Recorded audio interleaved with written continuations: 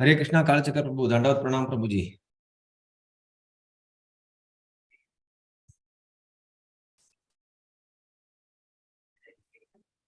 हरे कृष्णा प्रभु दंडवत प्रणाम। दंडवत प्रणाम प्रभु, I'll see my video. Yes Prabhu ji, I am able to see your video Prabhu.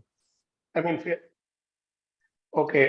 I'm not able to see the other side, so I'm not sure if I'm fully visible or is it because I am connected over phone, Prabhu.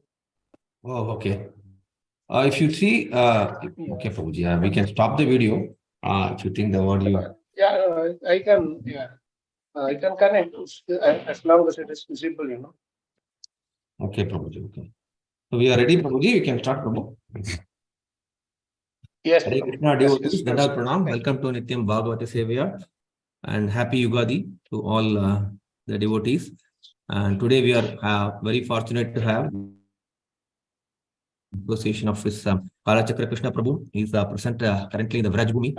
He's going to share the Srimad Bhagavatam nectar from Srimad Bhagavatam from Canto 4, chapter number 29 and sloka number 62 from the land of from the holy land of Vrindavan. Hare Krishna Prabhuji. Over to you, Prabhu. Thank you, Sankrishna Prabhu. Hare Krishna. Hare Krishna Prabhu's Mataji's. Thank you for this wonderful day, Yugadi holiday, right? In then Karnataka and AP, Telangana, and Yes, it's Prabhuji. really nice. Here also they celebrate it as Gudi Padwa, you know. So there's a lot of people traveling and all that. It's really nice. Festivals are always good because it helps us remember Krishna with enthusiasm. So we will do some discussion on this Loka 4:29:62 as indicated by Grace Sankarshan Prabhu. We'll start off with the Mangalacharya prayers and then we proceed with the discussions and on the purport. Om Namo Bhagavate Vasudevaya. Om Namo Bhagavate Vasudevaya. Om Namo Bhagavate Vasudevaya. Narayanam Namaskritya Naram Chaiva Narottamam Devim Saraswatim Vyasam Tato Jayamudirayet Nashtaprayesha Bhadreshu Nityam Bhagavat Sevaya Bhagavati Uttama-shloke Bhaktir Bhavati Naishtiti. Om Ajnanatimirandasya Jnananjanashalakaya Chakshurunmilitam Yena Tasmai Shri Gurave Namaha. Shri Chaitanya Manobhishtam Stapitam Yena Bhutale Swayam Rupakada Mahyam Dadati Sapadantikam Vandeham Shri Guroho Shri Yutapadakamalam Shri Gurun Vaishnavamscha Shri Rupam Sagrajatam Sahagana Raghunathan Vitam Tam Sajivam Sadvaitam Savadhutam Parijanasajitam Krishna Chaitanya Devam Sri Radha Krishna Padan Sahagana Lalita Shri Vishakhanvitanscha He Krishna Karuna Sindho Deenabandho Jagatpate Gopesha Gopika Kanta Radha Kanta Namostute Tapta Kanchana Gaurangi Radhe Vrindavaneshwari Rishabhanasute Devi Pranamami Haripriye Vanchakalpatarubhyascha Kripa Sindhubhyev Vacha पतितानां पावनेभ्यो वैष्णवेभ्यो नमो नमः। जय श्री कृष्ण चैतन्य प्रभु Nityanand Shri Advaita Gadadhar श्रीवासादि गौरभक्तवृंद।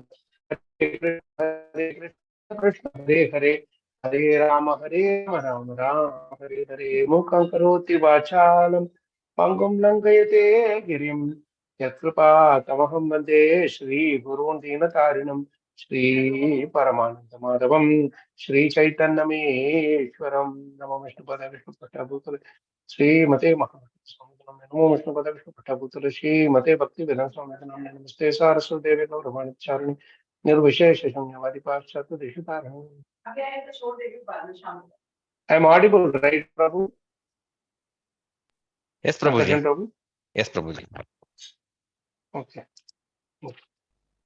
So, we are actually in a section, very, very beautiful section of this discussion between Narad Muni and King Prachina Barhi.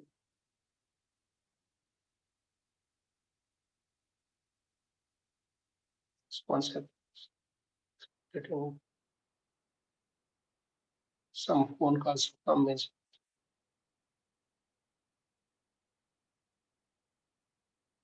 So, okay, you shared the screen. So this section is very interesting because Narad Muni has this interesting, I don't know, something which he does a few times in Bhagavatam, that he makes the sons devotees fully into Krishna conscious devotees, and then he goes to the fathers and try to make them devotees. Instead of doing the reverse, he does it, he makes the children into devotees first, and then he goes to the fathers. You can see the example of our Dhruva Maharaj. He first meets Dhruva Maharaj and preaches to him and makes him do intense devotional service. Then he goes to his father, and then he talks to him and he encourages him about telling about the glories of Dhruva Maharaj, and he's not a normal boy as his father would have been thinking once. Then by that process, the whole family becomes devotees. Um, then you will also see that this other example of Daksha and the sons. So when Daksha sends his sons, that Haryashva, Shavalasvas, and all that, they are going in big group, and they wanted to do austerity, but Narad Muni makes them into makes them to complete full time dedicated to devotion, and then goes and meets the father. Of course, there he gets cursed. Um, but of course, he is doing it for a higher purpose, to relieve that cancer of anger from Daksha's heart as a compassionate Vaishnava. And this is one other instance, of course, is that he makes Prahlad into a devotee when he is in the womb itself, and then he goes and meets Hiranyakashipu when he comes back from the when Hiranyakashipu comes back from the his austerity, whatever tapas that he was doing. So here is another instance where he makes the prachetas, so nicely he gives them the instructions. And Lord Shiva also meets prachetas. And he goes and talks to Prachina Bharti, who is the father of the prachetas, who is so much absorbed in doing karma kanda activities like fruitive activities, offering something in sacrifice to get something, some occurrence. So he does it beyond a certain limit, beyond limits. So karma kanda activities also sometimes people do here and there to some prayashita, something to get something, and all. Sometimes people do, but he went too much into it. Narad Muni had to give some lessons on this karma, how it adds on more and more in the process. So he tells the precarious situation of those who are so fully absorbed in karmic activities through the example of this allegorical story. As you all know, you might have gone through that by now, is through the Puranjana story. And it's actually the story of Prachinavargi only, but it tells anyone of Prachinavargi represents all of us in that sense. So after telling that story, when Prachinavargi couldn't understand what uh, what Narad is trying to indicate through that, he then explains each and every item that Kalakanya, Chandavega, and all this, each of those things that the different dwaras and the snake and everything that he's explaining those in details. And by now, he has gone to the depth of the message, and Prachinavargi starts to understand what a precarious, what a waste of time that he was doing by doing all these sacrifices of the animals and so many different yajnas and all that, which has only for the, which is meant with the aim of attaining a better material positions or material existence. So this is how he was doing, and Narad Muni had explained all the things about the fruitive activities and everything. Now, Prachinabali, he comes to a point saying that, oh, all these days my gurus were teaching me wrong. I thought I had a misconceived notion that only by doing this karma kanda, karma kanda activities, we have to perfect ourselves. So then he slowly gets into, the normalist teachings, by then, normalist teachings. And then just two verses before this shloka, he asked a very interesting question. And as a result, only these few slokas that Narad is speaking. So it is very important to recap that verse again. Verse number 59, 3 verses before. I just read the translation. The expert knowers of the Vedic conclusions say that one enjoys or suffers the results of his past activities. But practically, it is seen that the body that performs the work in the last birth is already lost. So how is it possible to enjoy or suffer the reactions of that work in a different body? This is a very, very intelligent question that Prachin Bari is asking to Narad Muni. And this question should come to most of us also, that in the last life, I had committed some sins. So when I am committing the sin and I commit the sin, and then I start getting the reaction in this lifetime itself, then I will at least have some remembrance of the activity, right? So I will see that, oh, I did this cheating, I did this mistake, that is why this offense I did, that is why I am getting the reaction, so I will accept it. But if I am doing this sin in this life and I'm getting the reaction in the next life, or for example, even if I'm doing an auspicious activity in this life, a good karma in this life, and getting the result in the next life, how does it help me? I am doing all this good karma to get the benefit in this life itself. So there also it makes a big difference, looking into this whole aspect. And even if suppose I commit a offense in this life or sin in this life, and I get the reaction in the next life, I will not remember for what sin I am committing, for what sin I am getting this reaction. So um, when I'm not knowing for what I'm being punished, I will always feel I'm a victim. I am victimized, isn't it? Someone else is. I mean, I don't know who else did this thing. That why I should suffer.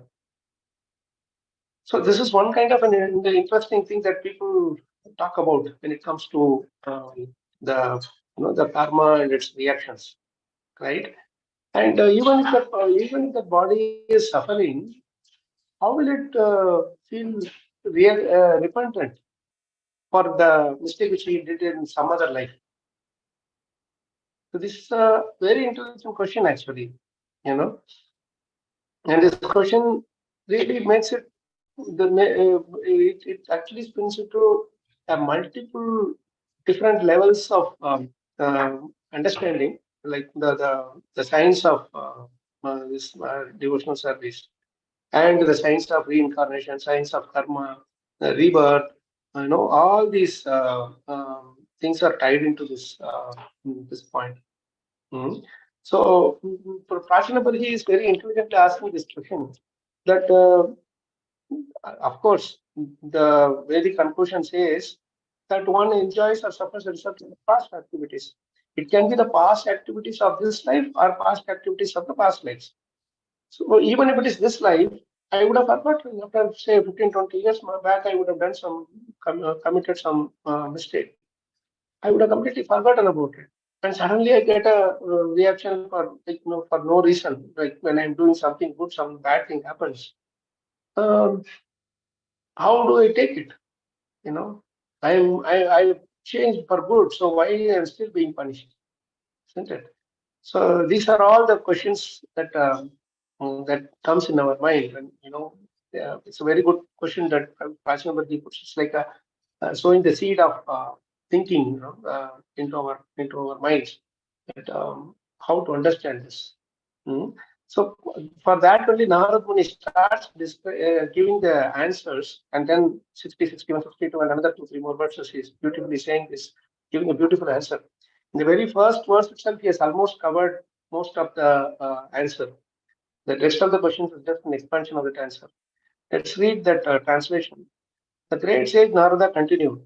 The living entity acts in the gross body in this life.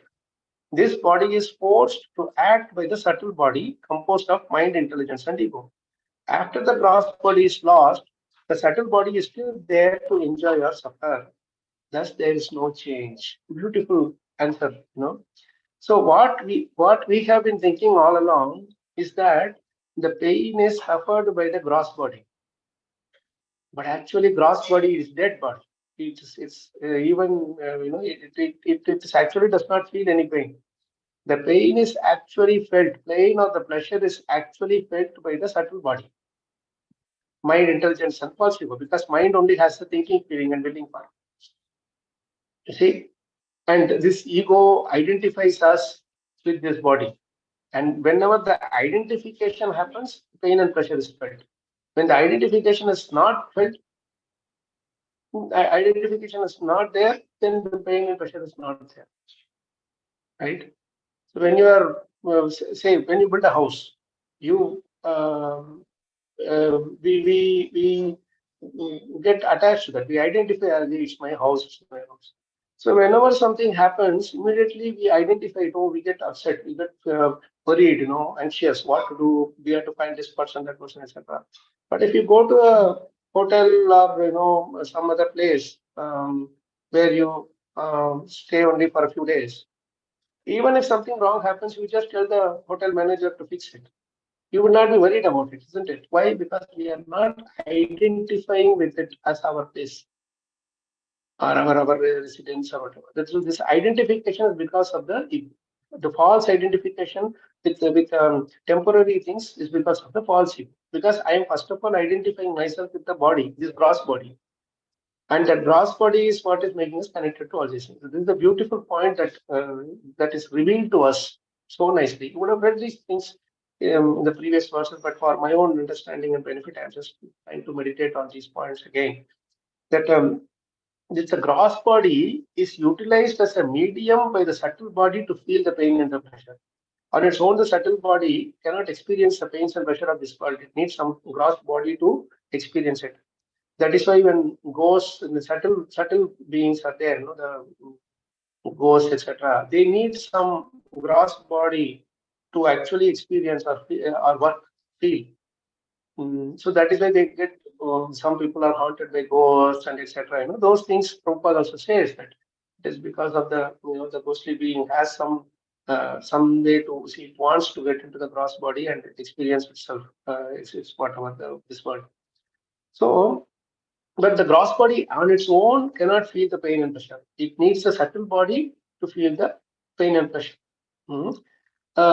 So this is why Narada is beautifully, just concisely saying this one answer to this question, that it's the gross body that is getting lost.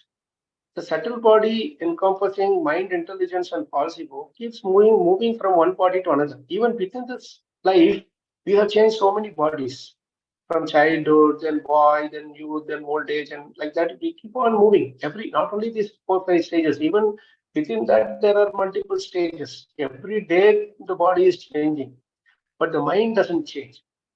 The intelligence doesn't change. The ego of identifying with this body, identifying that I am this so and so person, doesn't change, isn't it? So that is the subtle body, and the subtle body changes over from the gross body once when it is finally dead into another body, right? So actually, the experience is felt by the subtle body. We are thinking that the experience is felt by the gross body. That is why we are thinking that a last life I did something. Why I am experiencing it this life? I don't know what I did in the past life. How can so there is injustice here. There is no,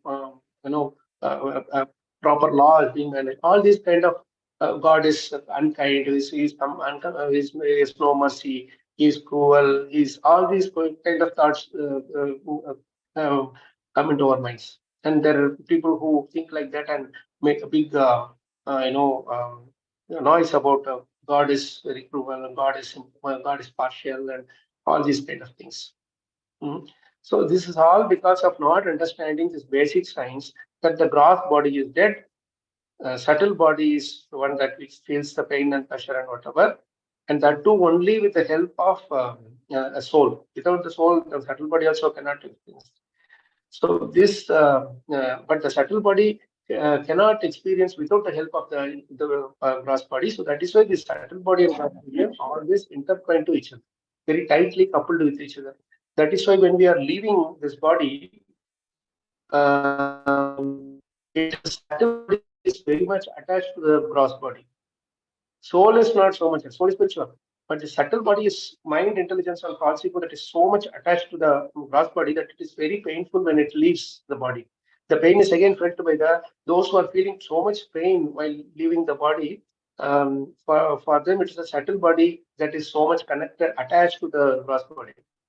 You see, someone like Bhishma Dev was able to tolerate all the so much pain and stay on and even speak and finally leave at his own will, isn't it? See, great souls like Srila Prabhupada, he could live for months together without any eating anything but continue his seva and left just like that, right? And many personalities who have stopped identifying the subtle body with the gross body. For them, leaving is very easy, you know. When the identification is there, it is very fresh, you know. It's very difficult to think. Because if, for example, you get a hurt in the body, then there will be it will be covering, no, that it will become red and dark red and black or whatever. In the beginning, if you want to feel it, it will feel very much painful because it is too much attached. That the pain is not healed yet, isn't it? But as we leave it for some time, apply some, say, oil or medicine or whatever, or even without it, with the help of air, it heals automatically.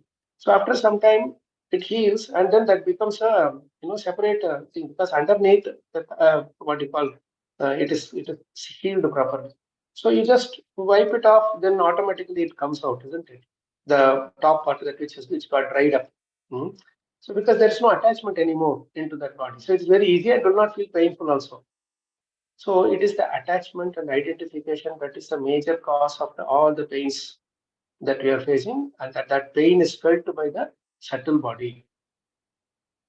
And so what Nathan is telling is that it's the same subtle body, gross body, and subtle body that is mind, intelligence, and false ego, which is experiencing the pain all through the body, all through the various bodies. So it is illusory identification that you are in so and so body in this life and so and so life body in the next life, etc. That is making you feel that you are experiencing in different bodies. And that illusory identification is also because of our forgetfulness of our past bodies. And again, this is also due to the illusory energy. If you are not covered by the illusory energy, that Avaranatmika, covering influence, and Prakshepatmika, the throwing influence of the material energy. No? If you are not affected by it, then we will not feel this question. Whatever question that Prachina has put in, and we'll understand Harmony's answer. So actually, there is no change. It's continuous. It is just that like the body is the same. Every day I'm putting a new dress, but I don't feel that today I am, say, I'm putting a red color person. I'm a red color person. Tomorrow I am wearing a white color person. No, it's not.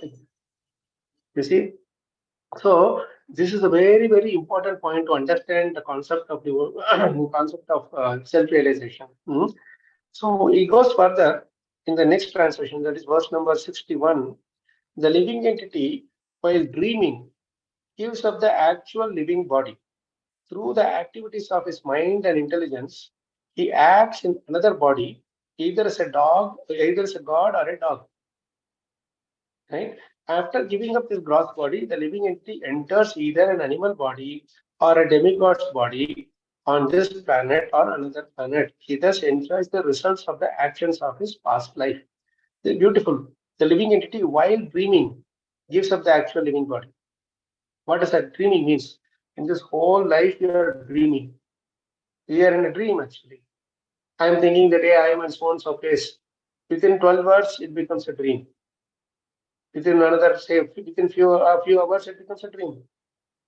Yesterday's, last week, I was somewhere else. That is a dream.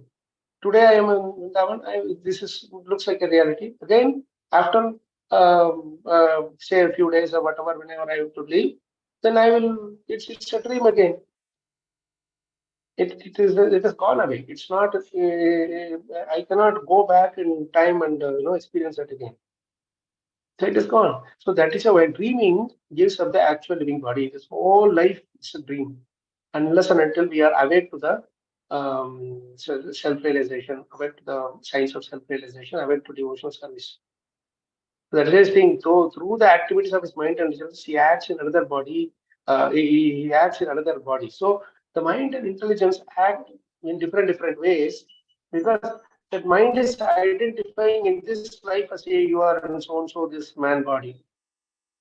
Next life, some other body will be there. The mind will identify you are in a hog's body. If I'm getting hog's body, I will say you are hog, you are hog, you are hog. Then I go to the elephant body, elephant. So that thought will always be continued. So we have to, as long as we are, in this gross illusion that I'm belonging to this so-and-so body, gross body, this is me, then this dream will continue. That's why beautifully Narmuni is sharing these two slokas. And then the third sloka, we are coming to now. I'll read this verse word for word and translation. I just wanted to give this background so that why, when we come to this sloka, it's important to know what is the problem here. And it also, Bhagavatam gives us a solution also, beautiful solution also. Mamaite manasa yadyad asavakam iti bruvan गृह्णीयात् तत्पुमान् राग्धौ कर्मयेन पुनर्भवः. Mama, mind. Actually, it is. I think it's a typo there. It should be mine if I'm not wrong. Maybe Prabhupada will give mind. That is also. That means also almost the same. Anyway, ete all these manasa by the mind. Yet whatever. Asau that aham I am. Iti thus bruvan accepting. Grihniya takes with him that Puman, the living entity, Radham perfected, Karma work, Yena by which Punaha again, Bhavaha material existence. The living entity labors under the bodily conception of I am this, I am that. My duty is this, and therefore I shall do it. These are all mental impressions, and all these activities are temporary. Nonetheless, by the grace of the Supreme Personality of Godhead, the living entity gets a chance to execute all his mental concoctions. Thus, he gets another body. Beautiful translation, even more beautiful purport, please hear. As long as one is absorbed in the bodily consumption, his activities are performed on that platform. This is not very difficult to understand. In the world, we see that every nation is trying to supersede every other nation, and that every man is trying to advance beyond his fellow man. All these activities are going on under the name of advancement of civilization.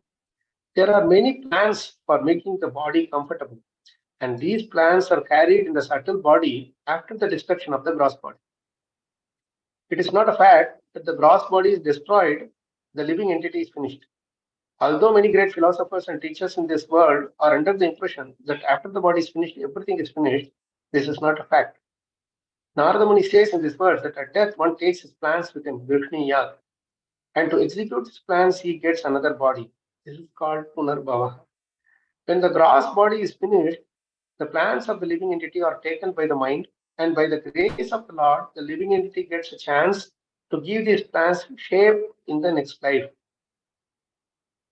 This is known as the law of karma. Beautiful definition of the law of karma. I'll read this again. When the gross body is finished, the plans of the living entity are taken by the mind, and by the grace of the Lord, the living entity gets a chance to give these plans shape in the next life. This is known as the law of karma.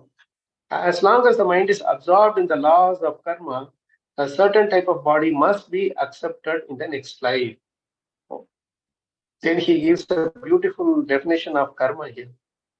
Karma is the aggregate of fruitive activities conducted to make this body comfortable or uncomfortable. What an amazing definition of karma, isn't it, Prabhu Samataji? Such an amazing definition. Nobody can give such a concise, eloquent, and perfectly full, perfectly fit definition for karma. That's why Prabhupada is, Jagat Guru, Acharya.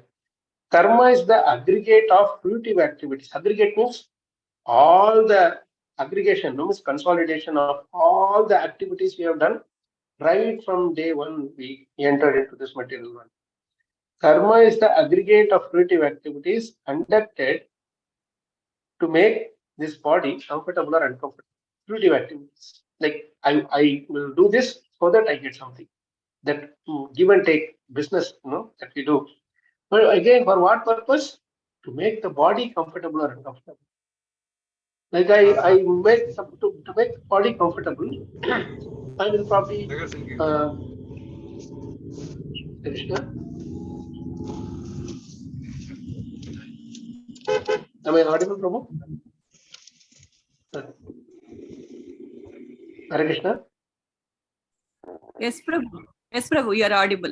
Yes, Prabhuji, go ahead, Prabhuji. Okay. I think somebody unmuted the mic. Okay, no problem.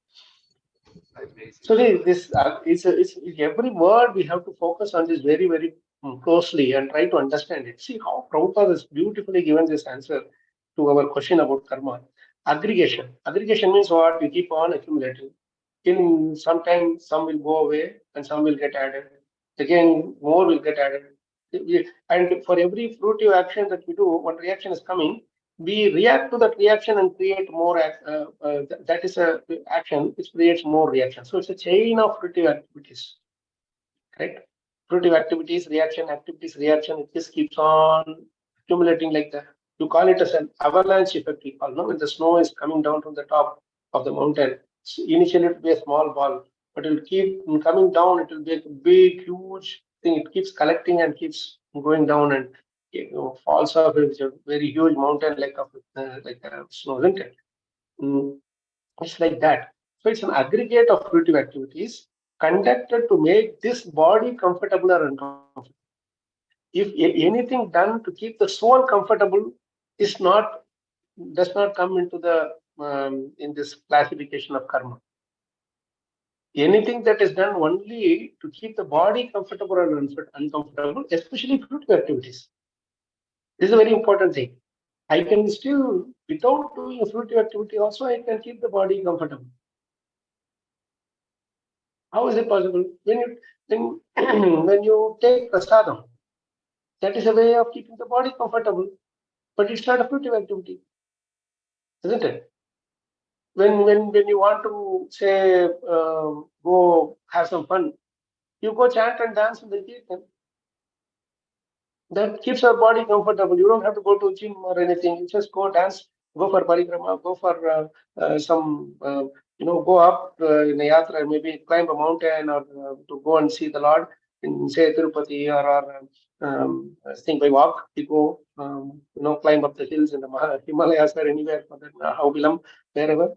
Then the body is comfortable, but it is not a fruitive activity. So it doesn't come under the purview of karma.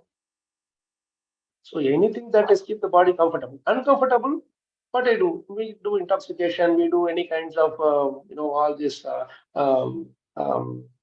say, all meat, fish and all these things we are eating. This becomes to keep the body uncomfortable. Our body and others' body also. It is not just only our, it doesn't talk about only our body. It talks about others' body also. I want to harm another person. I don't like another person. I try to harm him by either words or physically harm, whatever. Then I make that body uncomfortable, then it comes as a reaction. That is why this line is so important, so deep. Every line is very, very deep. The purpose, this purport is amazing purport actually.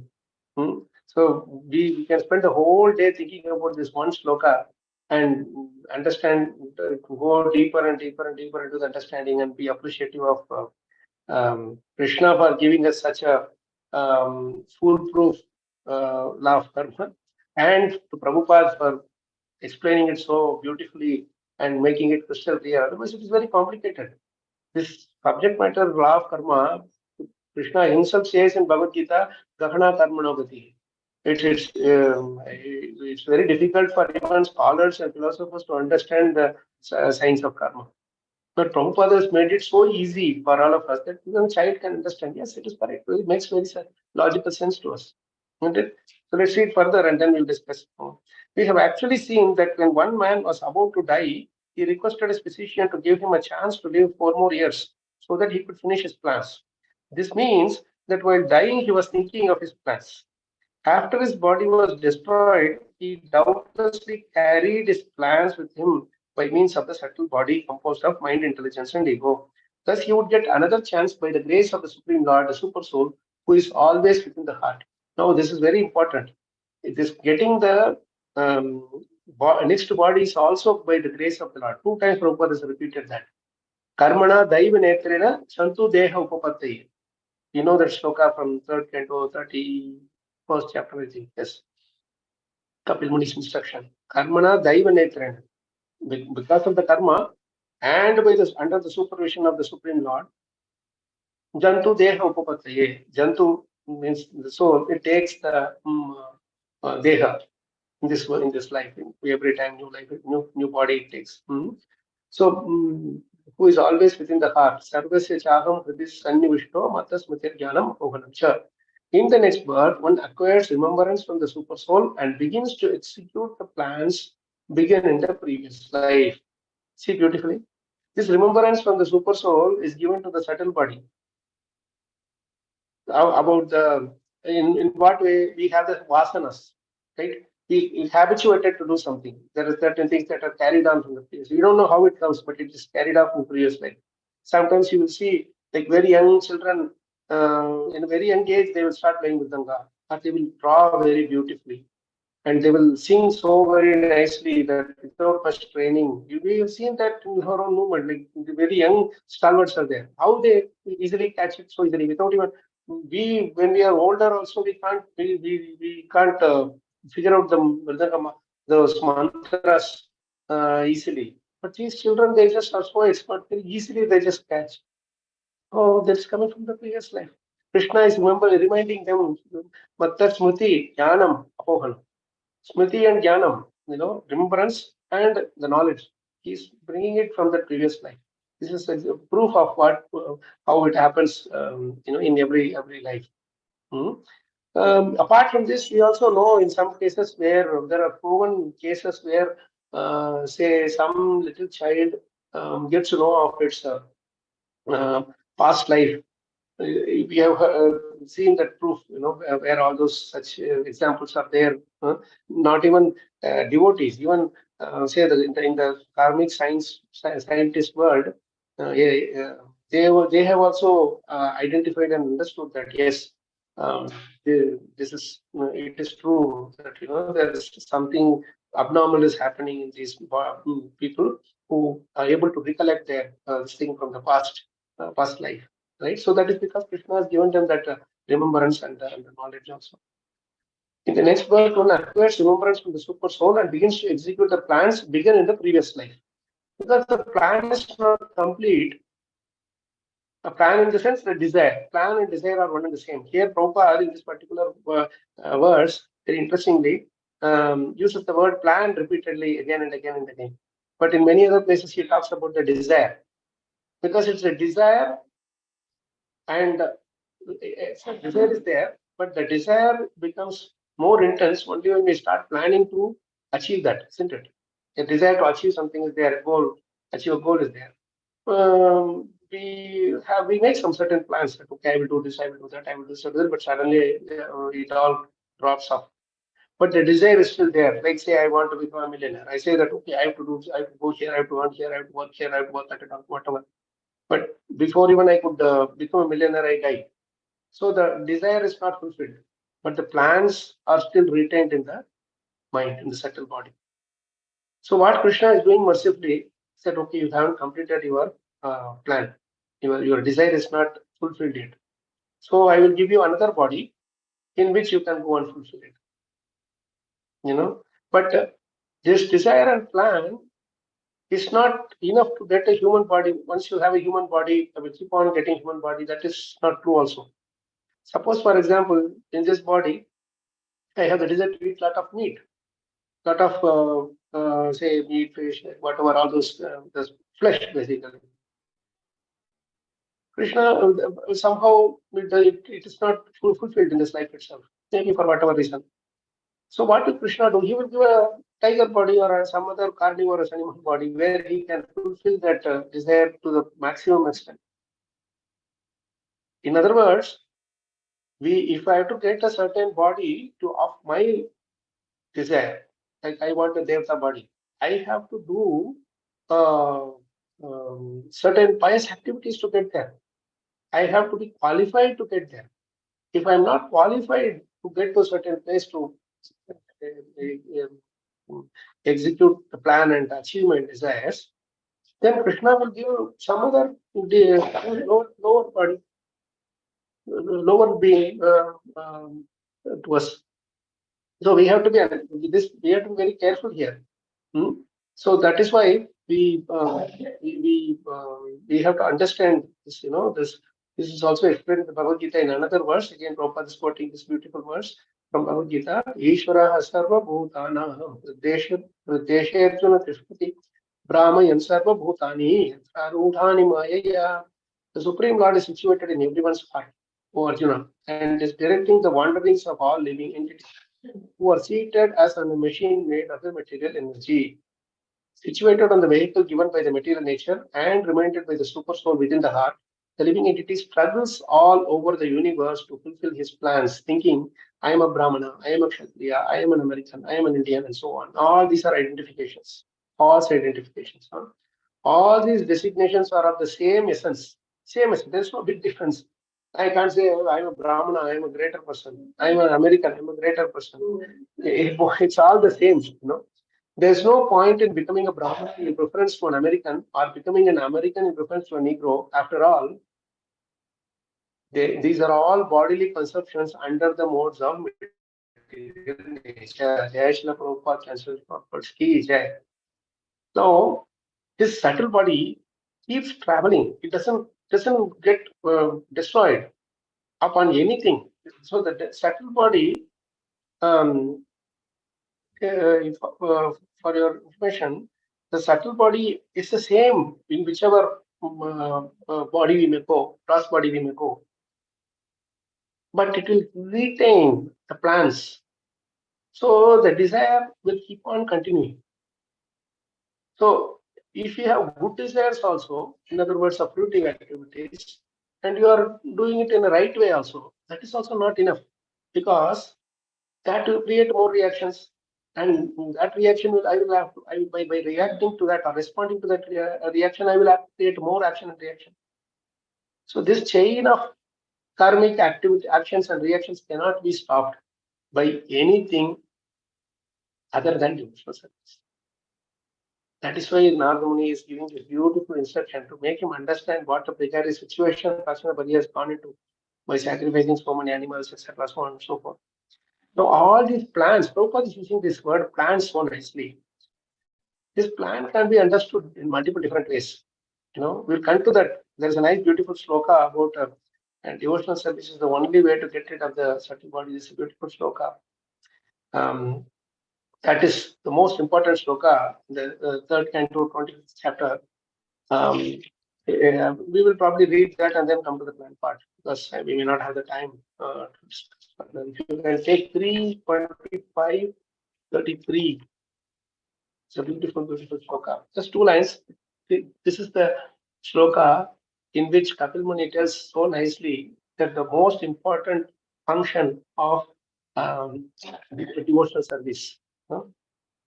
Jarayati Ashriya Kosham Nigirinam Analo Yatha. Such a beautiful verse. And this is a very, very important sloka in this entire chapter, glories of devotional service.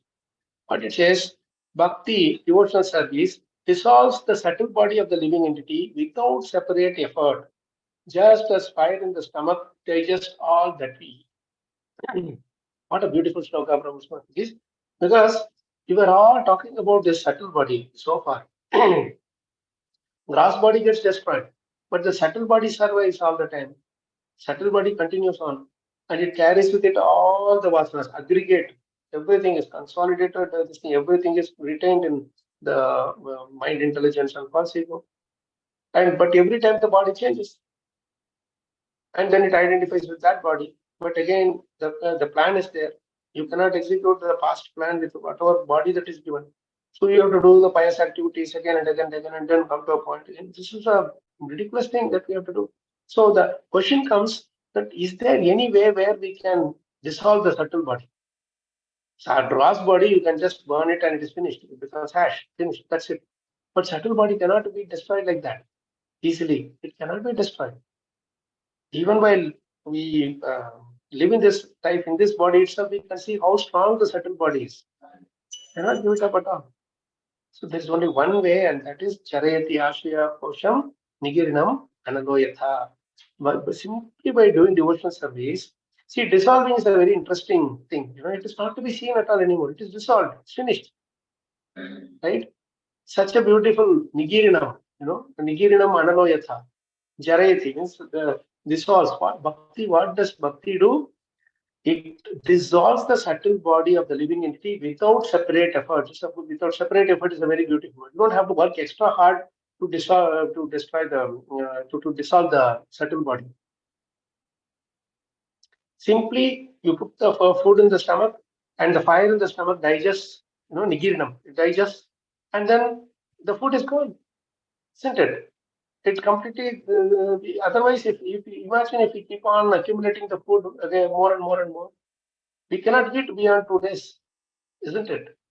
Not to speak of one full lifetime, we are eating and eating 3 times a day. Everywhere we find something. Eating is the most important thing that we do continuously, isn't it? So this dissolving, beautifully Prabhupada use this word dissolving. It dissolves. Charayati ashu.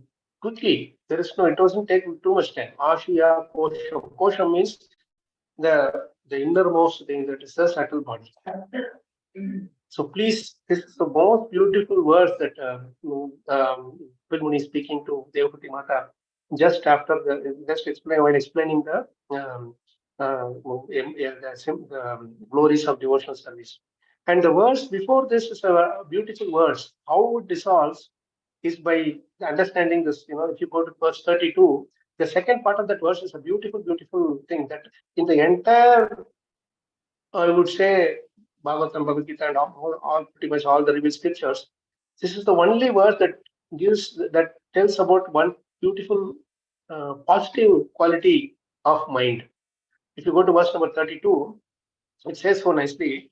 The second. I'll read the translation, but the important part is the second part of the translation. Kapila said, the senses are symbolic representations of the demigods, and the natural inclination is to work under the direction of the Vedic injunctions. As the senses are representatives of the demigods, so the mind is the representative of the Supreme Personality of Godhead. Please understand this thing. Mind is not, though we are, kind of criticizing it. We are frustrated with it. We want it to be gone, and all those things we are doing. We want to get rid of it and everything. But still, it's a representative of the demigods, of the person, Supreme Personality of Godhead. Then comes the beautiful line: the mind's natural duty is to serve. This is the beautiful quality of mind that is revealed in this most beautiful shloka of Srimad Bhagavatam.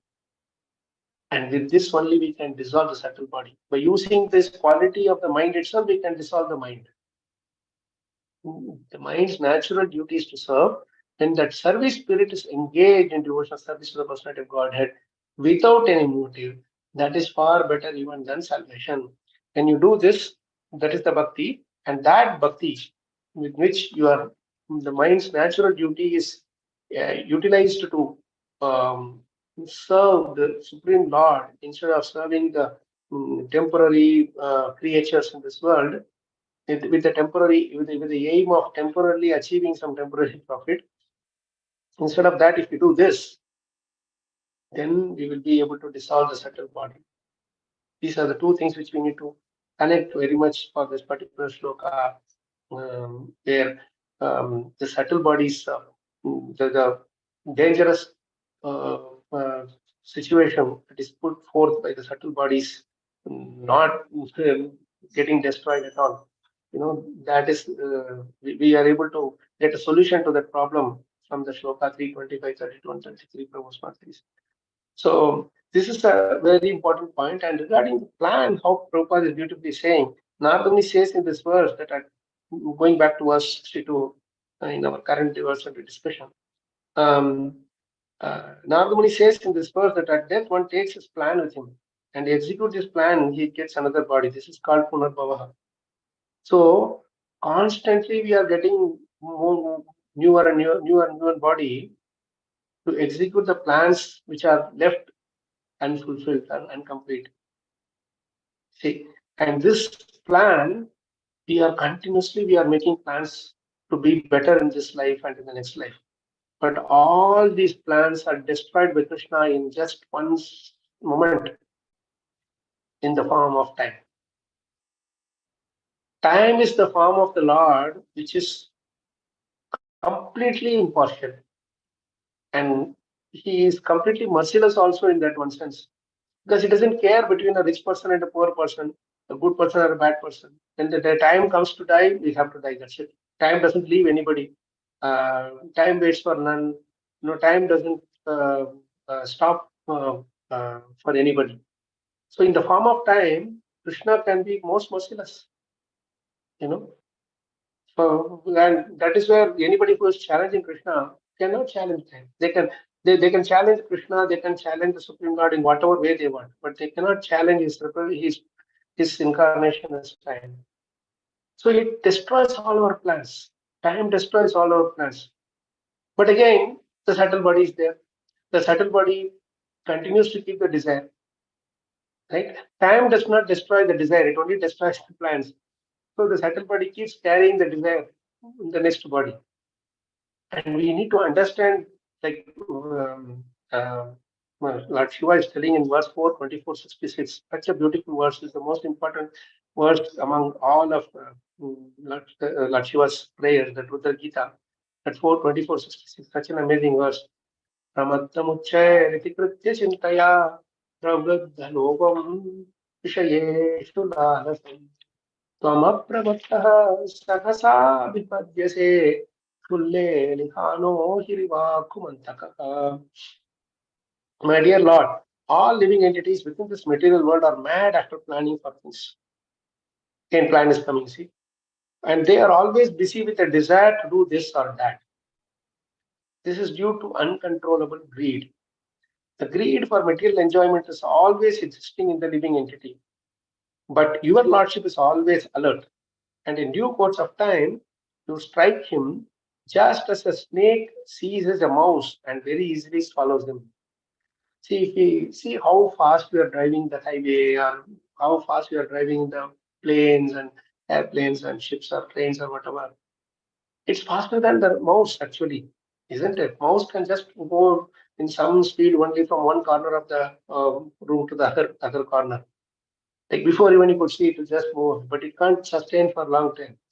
But you see, in these other our vehicles that we have, we run even faster, isn't it? With the desire to do what? I want to gain more money. When I go here, I will have a meeting. I will get so much more profit. There, I will get more benefit. I will get good name here, good fame here, etc., etc. We always keep running around all the time, mad after planning for things. But Shiva is really fed up with these people, with the people of this material world. All living entities within this material world are mad after planning for things. This is for those whom our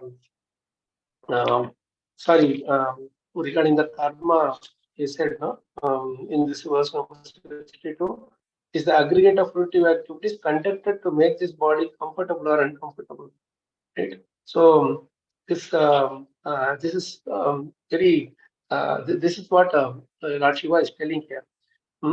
They're always busy with the desire to do this or that. This is due to uncontrollable greed. This uncontrollable greed is making our body uncomfortable again.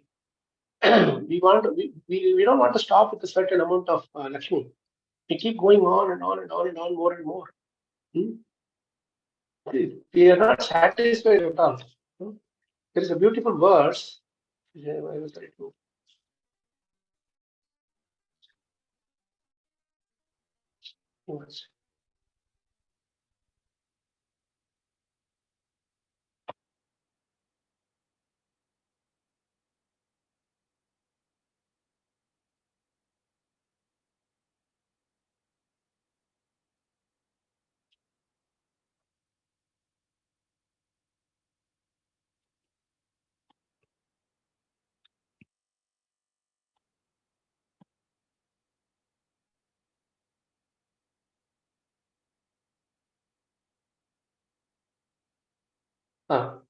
It's a beautiful verse.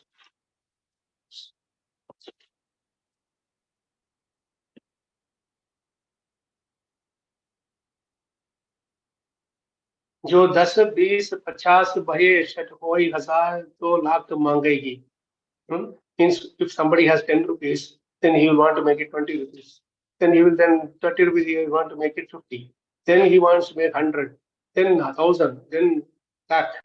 He will keep going for our desire for earning money will keep increasing.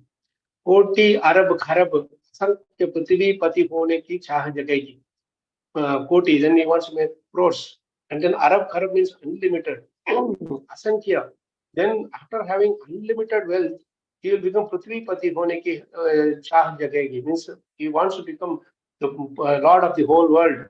They want to become like that. You can see all those big magnates, business magnates, or all these big billionaires, trillionaires. They can't stop with this thing. They, whatever money they have, that is not. That's very easy for them to get money. Now they want to become Prithvipati. So they want to control the world. They control the living entities. So they can do anything they want to do that. Then Swarg Patal ko Raj Karo means we want to Swarg and Patal also you want to do. You want to rule that also. Krishna Adik Aag Lagaygi means that Krishna Krishna means thirst to get more and more and more. This greed that Shiva is talking about, uncontrollable greed. This is the verse for that. Krishna adki aag lagegi. Aag means the fire will keep growing and growing and going. Sundar ek santosh bina shat teri bhook kabhi na bhagegi. Except for this one beautiful quality called satisfaction, trupti, santosh. Your book, your hunger, for all these things will not get fulfilled. Such a beautiful verse it is. Santosh is the most important quality. Tushti, if that quality comes, then easily we can dissolve the subtle body. The gross body is anyway going to go. If you can dissolve the subtle body even while being alive, what to speak of gross body? When we are leaving, we will not even feel any attachment to the gross body, isn't it? So dissolving the subtle body is more important than how to get rid of the gross body. When the subtle body is dissolved, then automatically we will be detached from the gross body. That is the secret of how devotees are so joyful even in miserable situation. Prahlad Maharaj dissolved the subtle body. That's why when his gross body was thrown out of the cliff or thrown into the ocean or given poison, it did act on him. Right? Dhruva Maharaj dissolved his subtle body. That's why he was able to live without any water or food or anything. Even without air also he was able to survive. So these are examples in front of us. But they did this dissolving of the subtle body with the help of the pure devotional service, which we are really witness to through the pages of Bhagavatam and through personal examples of Prabhupada and all our spiritual masters. How they are amazingly they are dissolving the subtle body. That's why they are able to, even the most difficult situation, they are going around preaching and doing unbelievable sevas still, isn't it? So this is the thing that beautifully Lord Shiva is telling. Greed for material enjoyment is always existing in the living entity, but your Lordship is always alert.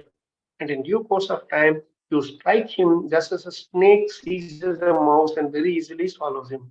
Beautiful, beautiful example. We are not, when the mouse is going around, it looks like there is an entity around, but when the snake swallows it, it doesn't leave the body of the mouse, the bones and all outside, like how when a tiger finishes a deer or a horse or something, it leaves the bones out, flesh, some part of uneaten flesh and all that. But snake is so beautiful. It just swallows the frog or the mouse and nothing comes out of it. Same way, this example is so beautiful because for us also, when we are dying, there will not be an indication that we have existed. That's it, finished. Nobody will keep our bones outside and to showcase and say that, hey, this is the bones of the Kalachakra Krishna Das, that he lived for this many years and this is bones like this. Nobody will do. Right? Even if you keep it, it will get destroyed. So this is how the power of time is so beautifully brought out by Lord Shiva to make us understand that this planning thing for making my body comfortable, material body comfortable, or for making ourselves more comfortable, etc., etc. It is all a waste of useless waste of time. Just better utilize that same time in dissolving the subtle body. Then we will not have this problem of why am I suffering for my problem for my offense in the last life? Why am I not enjoying the happiness in this life itself? All these questions will not arise because there is no reaction. There is no chain reaction at all. So whatever we do, we are enjoying the prasadam, we are enjoying the yatra, we are enjoying the association of devotees, everything. The subtle body is dissolved, but we are getting even more happiness than what the karmis do with lot more by endeavoring even more than what we do. For us, everything is easy. You don't have to worry. You go to the Mangalarti, sit and chant, you do Bhagavata, and Prasadam is automatically getting ready. But we can't do that in the material world. We have to. There's nothing called free lunch in this world. They say it's a famous saying. That's only for karmis. For devotees, there is free lunch. No, you come to Vrindavan, you go anywhere, you don't have to worry about anything. You go to Tirupati or you go to Vrindavan or any dham, you just go somewhere. The prasadam will be available. Somewhere, some shelter will be available. I'm stopping here, Prabhu's Mataji's. Today's message is to how to dissolve the subtle body. Bhagavatam, Bhagavad Gita, chanting, devotee association, service. All these things, automatically dissolves the subtle body and stops the chain of cycle of birth and death. Hare Krishna. Hare Krishna Prabhuji. Dandavat Pranam. Thank you very much for really wonderful class, Prabhuji. So we keep reading the verse, but as you said, Prabhupada's verses, both translation purport are so deep when we read in association of the devotees. I think especially, devotees like you, when you read and when you share the real meaning, that gives a lot of insight. Thank you, Prabhuji. You gave an opportunity, Prabhu. Otherwise, I will not be reading a little deeper. Thank you. Well, Prabhuji just thought of sharing one, reflection I had while you were explaining. Like Prachina Barisat is asking, how when the body is lost, so how in the next life we will know that that body is enjoying or suffering. So I thought of one analogy I heard in another lecture also by Maharaj.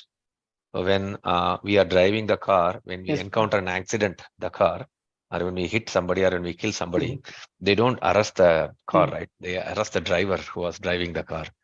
So yeah. I think the analogy here is, I think I thought of that. That's a very nice one, I think. Very true. Thank you, Prabhu. Very nice point. Correct. So the driver is the subtle body, the car is the gross body. Yes, Prabhuji. Yeah. Beautiful analogy, Prabhu. True. Yeah. Like if you kill somebody, the knife or the pistol is not hand. It's the man who killed his hand. Yes. So, yeah. Thank you, Prabhuji. Thank you for the wonderful class. Devotees, I unmuted the lines. You may please share your reflections or questions or comments. Thank you, Kalachakra Prabhu. Hare Krishna Prabhu. Yes. Yeah, go ahead, Mataji. Hare You go Krishna. ahead, Mataji. Hare Krishna Prabhu. That was Sankarshan Prabhu, as I'm usual not able to see the chat, Oh, okay, Prabhuji. So I you will please read read. out if any questions come in the chat, Prabhu. Yes. Sure, Prabhuji. Only the questions, yeah. Our reflections.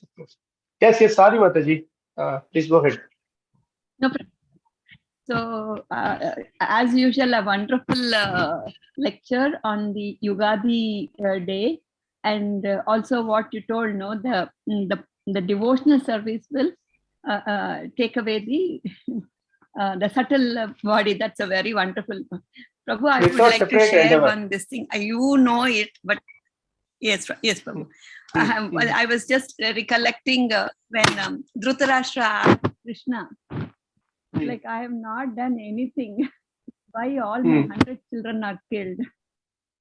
So Krishna says, your all previous janmas you have killed, and now you have to accumulate that punya to get 100 sons. Good point. Yes, I was thinking of that word. Yes, Mataji. I was Yeah, just so it is not thinking enough about it. to So just have a desire. It's not enough to just have a desire yes. and a plan. You need to execute it also, and for that we need a body. And in the process of actually the thought should be pious, and the actions to achieve that plan also should be pious without disturbing others. That's where it's very difficult to execute material plans successfully in this world. Yes. Because you when you are doing a pious activity, or means doing good to others, in other words, right? You'll have to disturb some living entities. Some living entities definitely will get disturbed. That is the nature of this world. Not everybody will be pleased with us. So when such a thing happens, that acts as a reaction to our action. So even in our good activities, there will be some problems that will come in between. Yes, Prabhu. Thank you so much. Because without keeping Krishna in the center, thank you, Mataji. Without keeping Krishna in the center, any activity that we do is a material activity only, even if it is something related to devotional activity. So that keeping Krishna as a source of everything, and he is the one for whom we are doing everything. To please him is our ultimate goal. In any of our activity that we do, pleasing Krishna should be the ultimate goal. If we keep that thought in mind, it means that Krishna is the center of our life. Krishna is the center doesn't mean in the hall you put a deity of Krishna in the middle and then run around and do, not that way. Yes. Right? Krishna in center means everything that we do is for pleasure of Krishna. That thought should be there in the mind, and with that thought, the subtle body can be dissolved. Yes, Prabhu. Thank you so much, Prabhu. Dandavad Pranam. Beautiful, Mataji. Thank you. Thank you, Mataji. Dandavad Pranam. Thank you, Kalachakra Prabhu. Wonderful class. Hare And, Krishna. Hare Krishna Prabhu. This normally, we always think bad about mind. The mind is the one which is always the culprit and all. But today you have given the 325, 32, and 33, where you said mind is representative of Supreme Personality of Godhead. So I just remember our Tamil small thing. Mullai mullale edukanum solron liya. Mind is controlled through the mind itself. I mean, to dissolve the subtle body, with the help of the mind, you dissolve the mind. So very nice. Thank you so much. Yeah. Actually, this is repeated time and again in Bhagavatam also. This using the same thing to fix that which is problematic, using that itself to fix the problem is what Bhagavatam always insists. For example, karmana karmani haram. That is the word that is used, and Narad Muni tells the same thing in the first canto, 5th chapter, 32 to 36. I think the 5 verses are there. These are the 4 verses which Narada Muni advises Vyasadeva to put in the treatise that he is going to write, that is Srimad Bhagavatam. So throughout Bhagavatam, this message is spread over like a bread spread, no? In the bread you spread the whatever cream or whatever, right? Cheese or whatever, like that. It is spread in all the verses. These 5 shlokas are there because that is the core message that he asks Vyasadeva to explain this word, because without that verse we cannot live in this world with doing devotional service. You see what he's telling is in verse number 32 onwards. If you see 32 to 36, we have to keep reading again and again, but I will not, in the interest of time, I will tell you this just in quickly what it is there. Verse 32, 33, you see, oh good soul, does not the thing applied therapeutically cure a disease which was caused by that very same thing? So what he's saying is, this body we have got because of our karma, good karma, bad karma, whatever. So you do karma, you don't give up the karma, but do the karma, but with Krishna in the center as the of all objective. Then that same karma will destroy the tree of the root and tree, the entire tree of the karma. He is going further. Thus, when all a man's activities are dedicated to the service of the Lord, those very activities which cause this perpetual bondage becomes a destroyer of the tree of work. Then next to it, what he's saying is more beautiful. Whatever work is done here in this life for the satisfaction of the mission of the Lord is called Bhakti Yoga, or transcendental loving service to the Lord. And what is called knowledge becomes a concomitant factor. It is a side benefit. Buy one, get one free. Knowledge you don't have to worry much about. See, whatever work is done here in this life for the satisfaction of the mission of the Lord is called Bhakti Yoga. We are confining ourselves in only a few activities of Bhakti Yoga. That is wrong.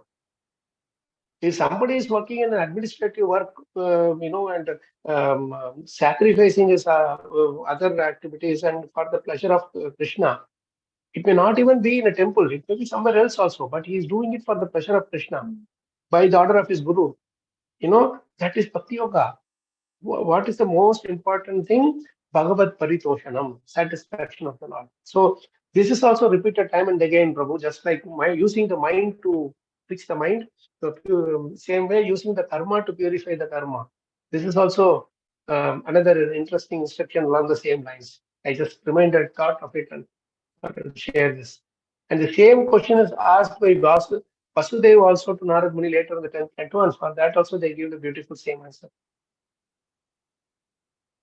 And Bhagavad Gita, Krishna also gives that same answer in third chapter, verse 3 to 9 or something.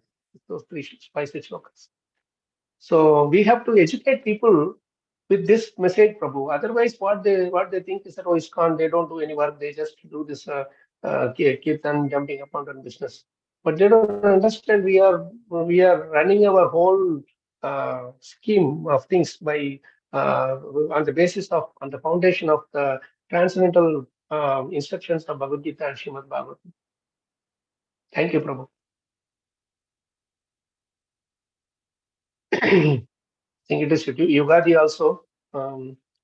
Devotees will be busy with all your services.